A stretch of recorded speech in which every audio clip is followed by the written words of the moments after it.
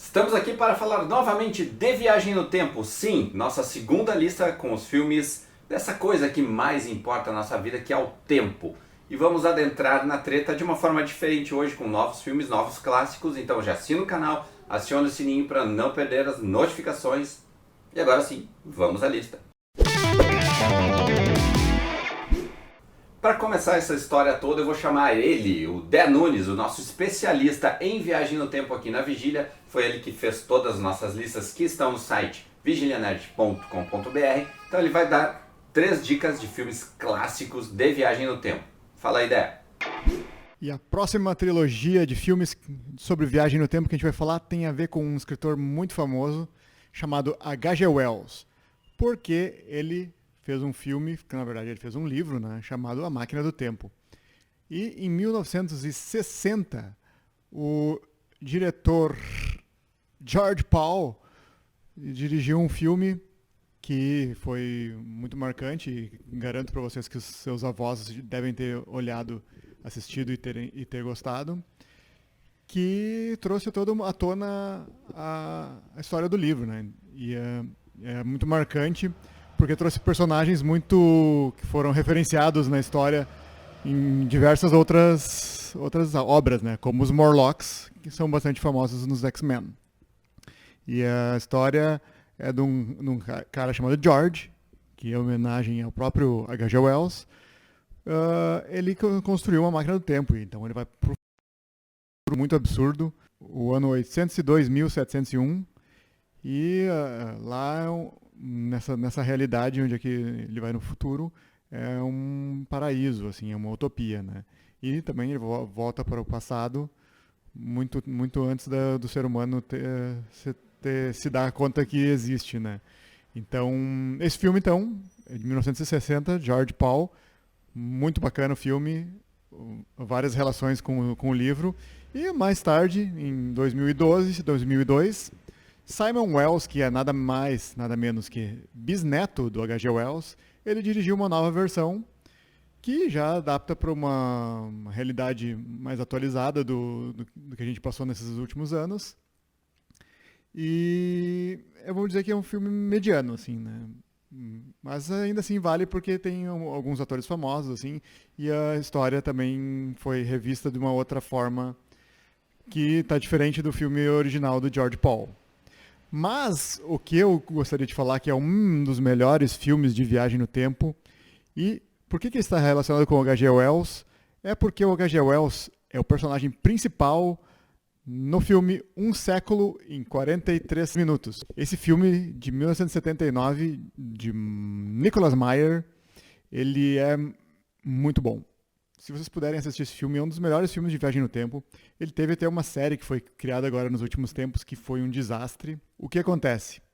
O H.G. Wells, ele convive na sociedade londrina, na época dele, e ele fala na sociedade, na sociedade secreta, assim, os amigos deles mais chegados, assim, e ele conta que ele tem a máquina do tempo, né?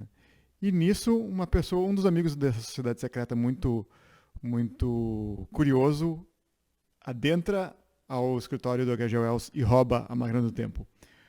Uma das coisas, e essa pessoa é nada mais, nada menos do que Jack o Estripador. Então, você é jogado para o futuro de 1970, agora, 79, né? A máquina provavelmente foi construída nos anos 50, e toda a história também foi criada nos anos 50, e então você agora é jogado no final dos anos 70, com o Jack o Estripador em São Francisco. Para ele, aquilo é demais, a sociedade se tornou o que ele queria, que era muitos assuntos da liberdade. O povo é muito mais livre, tem muito mais, como eu vou dizer, expressão, as pessoas estão mais suscetíveis a muitas coisas. Então, para o Jack Stripador, aquilo lá é o paraíso. E, claro, o H.G. Wells, então, dá uma forma de viajar no futuro também, para o futuro, para 1979, e impedir o Jack Stripador de que ele vá cometer uma chacina. E então esses 3 filmes, em especial Um Século em 43 Minutos, vale a pena assistir Viagem no Tempo. Muito bem, depois desse resgate histórico e de uma volta ao passado, vamos para o futuro com 2014 e os nossos X-Men em Dias de um Futuro Esquecido. Dias de um Futuro Esquecido adapta um clássico das HQs de Chris Claremont e John Byrne, e como aquela HQ é boa, minha gente.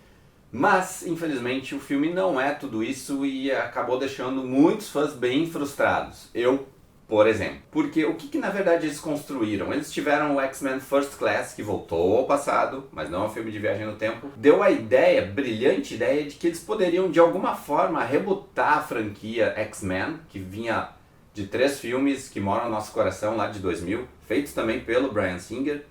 Mas agora, depois dessa revolução que o Matthew K. Vaughn fez em First Class, ele pensou, por que não juntar o elenco do passado, que era brilhante? Vamos lembrar que a gente tinha Jennifer Lawrence, a gente tinha James McAvoy, Nicholas Hoult, então tinha uma galera, e juntar com Michael Fassbender, puxa vida, Michael Fassbender, e juntar com o elenco original, o elenco clássico, por que não?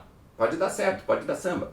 Mas enfim, a ideia que poderia ser até interessante, e até foi em determinada parte do tempo, ela também serviu para rebutar a cronologia que eles criaram em X-Men na Fox, ainda na finada Fox. Mas as coisas não deram muito certo. O filme, até boa parte do tempo, é bem legal, é bem interessante. Eles mudam algumas partes porque na HQ quem viaja no tempo é a Lince Negra, a personagem da Ellen Page. E, é claro, no cinema tem que ser o Wolverine, porque afinal é o galã Hugh Jackman, né? Os nomes têm mais peso e essas adaptações precisaram ser feitas. E aí, ok, legal, funcionou, a gente viu umas coisas bem impactantes, umas cenas bem legais. Mas no final das contas, o filme flopou lá no seu desfecho. Quando eles deram a entender que no final, quem pegou o Wolverine no fundo do rio foi a Mística. E aquilo ali deu uma destoada tão forte em tudo que a gente conhece, tudo que ia vir pra frente, que realmente não empolgou. E é claro, esse filme não poderia figurar nas nossas listas aqui da Vigília de filmes de viagem no tempo. Continuando com filmes mais contemporâneos, a gente agora volta um pouco mais no tempo e vai para 1980, porque nessa década, ninguém menos que James Cameron criou um dos grandes ícones do cinema de todos os tempos, O Exterminador do Futuro. I'll be back. Sim, o primeiro filme mostrou Sarah Connor, mostrou um exterminador que vinha do futuro para matá-la, porque, enfim, ela geraria o grande líder da rebelião que salvaria a humanidade. E a gente tem toda aquela construção de futuro distópico, de viagem no tempo, de que o que a gente faz no passado pode afetar no futuro. Então toda aquela discussão legal que a gente tem em Viagem no Tempo estava em O Exterminador do Futuro, o primeiro, o clássico de James Cameron, que voltou em 1990 com o seu segundo filme e o seu segundo clássico, com novas tecnologias, com mais coisas legais, e aprofundou a nossa paixão por essa franquia, imortalizada também por Arnold Schwarzenegger. Desta vez, Arnold Schwarzenegger não é o vilão da história e ele vem para salvar John Connors, num clássico que imortalizou aí também a música do Guns N' Roses, que trouxe a Linda Hamilton para um papel ainda mais forte de girl power, de defesa do que ela acreditava, e nos remontou, nos contou uma ação incrível com efeitos especiais de tirar o fôlego que são usados até hoje na franquia. Afinal, o metal líquido desde então não saiu de Exterminador do Futuro. Mas nem tudo são rosas na franquia Exterminador do Futuro. Se a gente continua recebendo exterminadores do futuro para matar pessoas no presente, a gente tem que lembrar que Exterminador do Futuro 3 foi um filme bem esquecível.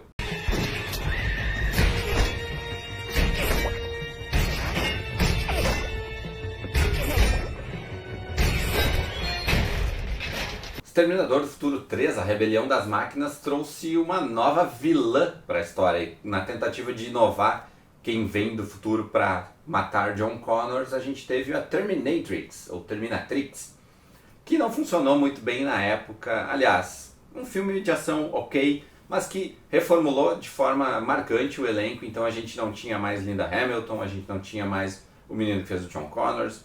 A gente teve um elenco não tão simpático, não tão marcante, e um filme bem nada a ver, que se você assistir hoje você acaba até dando algumas risadas.